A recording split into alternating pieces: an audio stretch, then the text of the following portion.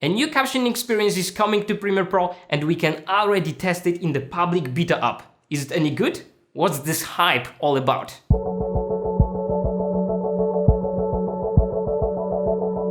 Hey, it's Piotr from Cut to the Point. I am a freelance editor and a Premiere Pro certified expert wearing Premiere Pro Buttons t-shirt.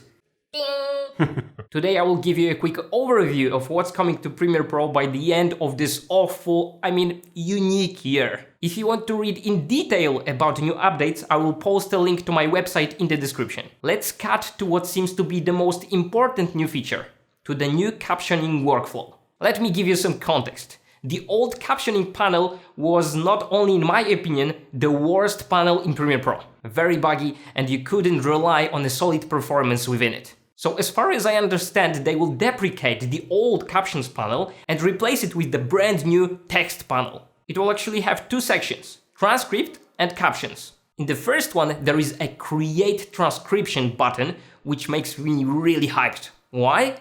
Because it's a speech to text feature within Premiere Pro.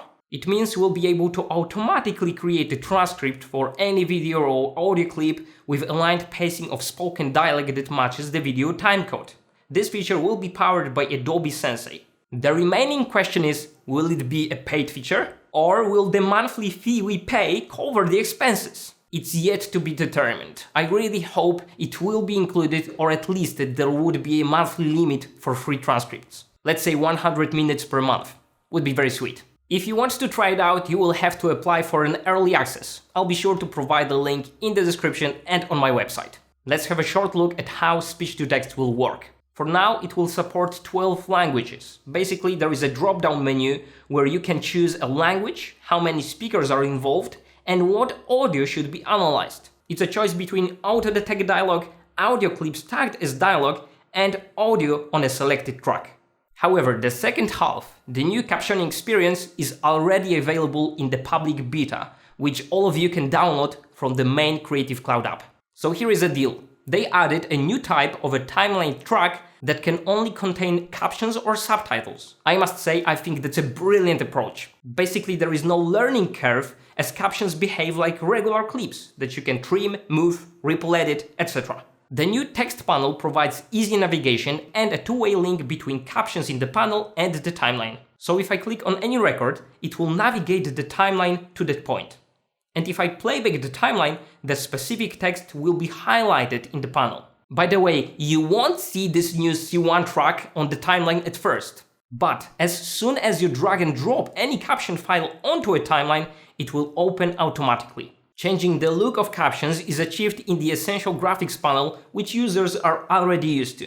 Plus, it's super rich in customization features, so there is really no limit to how your open captions will look like. By the way, Adobe says there will be full support for closed captions as well, but once the feature is fully launched, not in the public beta. So yeah, I'm very happy they finally did something to make captioning experience bearable. Or, who knows, maybe for some of you, even enjoyable. Working on captions like with regular clips that can be batch stylized and that will even adjust when using the auto reframe feature is definitely something we needed for years. I always use ref.com to create a closed captions file that I can import to Premiere Pro and bake into a video file. Their accuracy is great and it's such a time saver. Use my link for $10 off your first caption order at Ref. But I really hope that once speech-to-text is fully launched in Premiere, there won't be any necessity to use external services to get good captions anymore. However, there are still a lot of questions to be answered. For example, what happens when we have multiple languages? When will closed captions be part of the new captioning workflow as well? Without it, it's really just useful for social media edits. But what about embedding captions in a video file? How long will we have to wait? If there are any updates on the above, I will include them on my website. You may recall that in May 2020, Adobe added hardware encoding for both H.264 and H.265 codecs. And now they top it off with hardware decoding for both. What does it mean for us? That if you have clips recorded to or transcoded to these codecs, the playback experience will be smoother. If your GPU is supported, of course. I'm sure Adobe will publish a list of supported graphic cards, and once again, I'll be sure to include the link in the description. By the way, if you struggle with Premiere Pro stability in any way, I have an ebook dedicated to the best practices for stable editing workflow. It's called Bulletproof Premiere Pro, and by ordering your copy you support this channel, for which I thank you. Also, almost a year ago I created Essential Motion presets together with my friend Joel. It has been downloaded already by over 20,000 editors and video creators. Plus, I dare to say, you will learn a thing or two from the video presenting the presets. Last but not least, don't subscribe to my channel. I want to keep my videos a secret, so it would really help if you wouldn't share them anywhere. And please keep the cursor away from that like button. It was Piotr, and it was my pleasure.